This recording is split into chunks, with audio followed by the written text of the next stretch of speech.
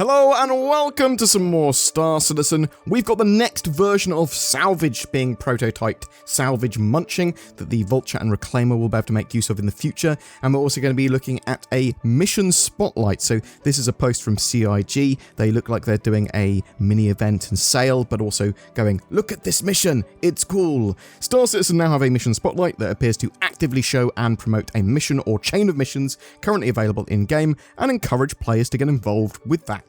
But it's also an excuse for a mini ship sale. So, Cloud Imperium say, whether you're putting your life on the line for the good of humanity or keeping the wheels of commerce rolling, Star Citizen is brimming with immersive missions that let you make your mark on the universe. Over the next few months, we're spotlighting some of our favourite contracts and giving everyone who attempts them the chance to win ships perfectly suited to the challenges of the verse. First up, Outlaws are running amok in a stolen fleet of deadly combat ships. Restore the peace in the all-action Arlington bounty. The Arlington gang is wreaking havoc on Stanton in all manner of deadly fighters and gunships, and rumour has it they've got their hands on a devastating Idris capital frigate.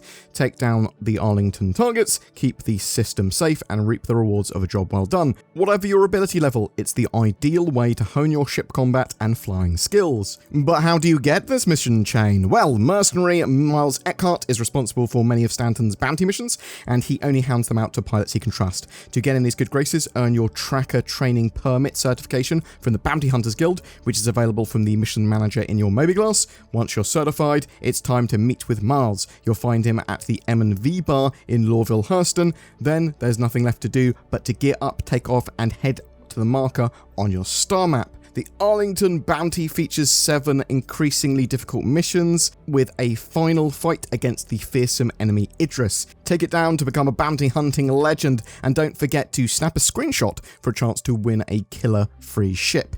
The Arlington gang takes no prisoners, so your best bet is to bring a friend or two to even the odds. This is vital in later missions as the scale of the enemy ships grow substantially.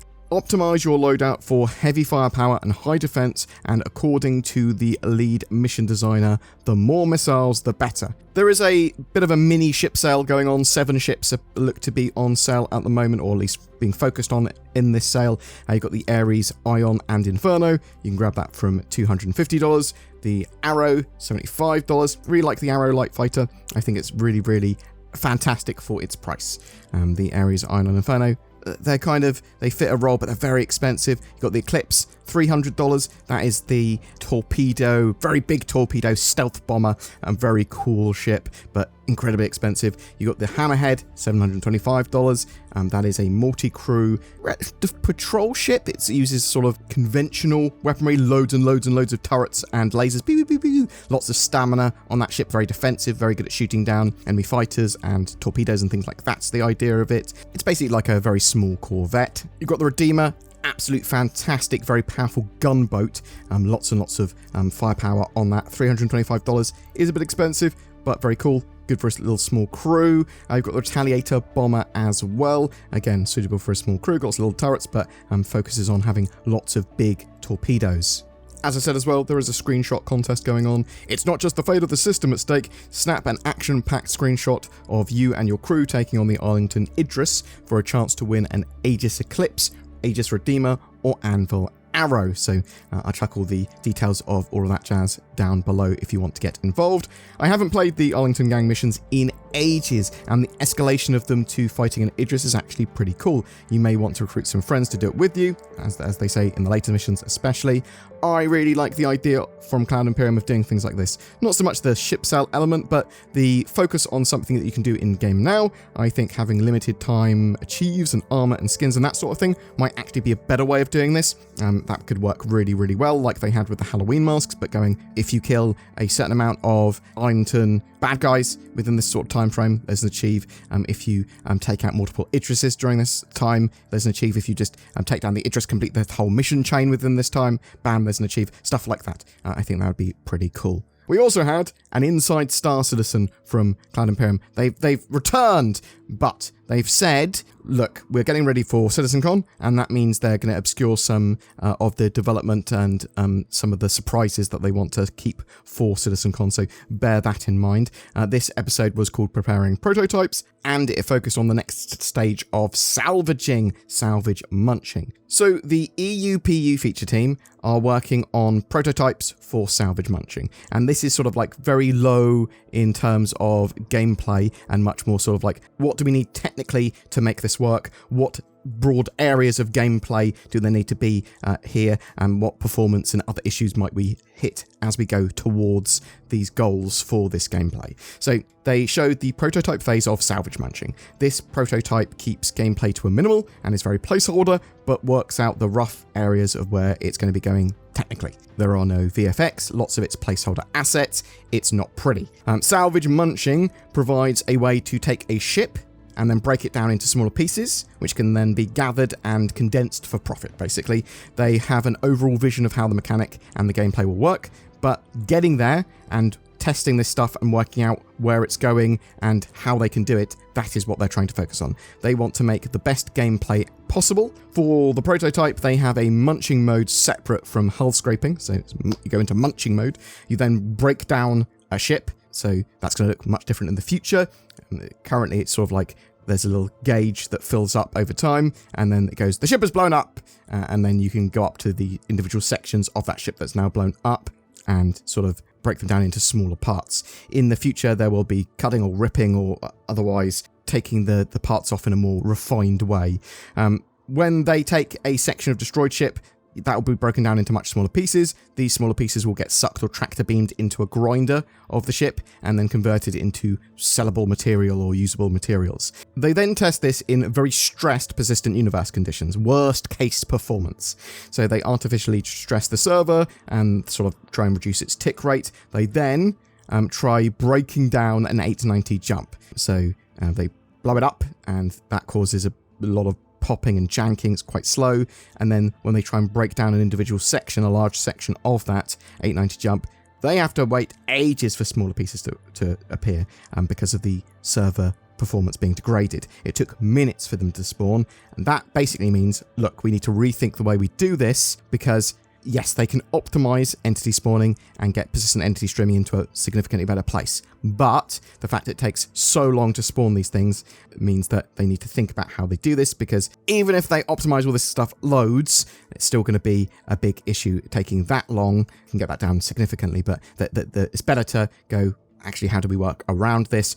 A lot of this prototyping stuff is to try and break and stress these prototypes and then learn from that and then build the feature around it, or go, well, actually, we need a different direction. So the process of this for Salvage Munching is basically the initial breaking of the ship. They need to work out how that's all going to work, breaking down the individual sections, getting those sections into your ship, and then converting that into usable material in your cargo hold, and then completing the loop. Where do you sell it? What does it do? They learnt various things with these tests. Currently, the Salvage Munching would fill up the filler station incredibly quickly, and that will have you constantly having to cycle boxes out of the dispenser. They don't want that faffy and tedious gameplay, though. They want a better way of either automatically removing the crates or moving them somehow, or have a greater material store before you need to dispense them, something like that.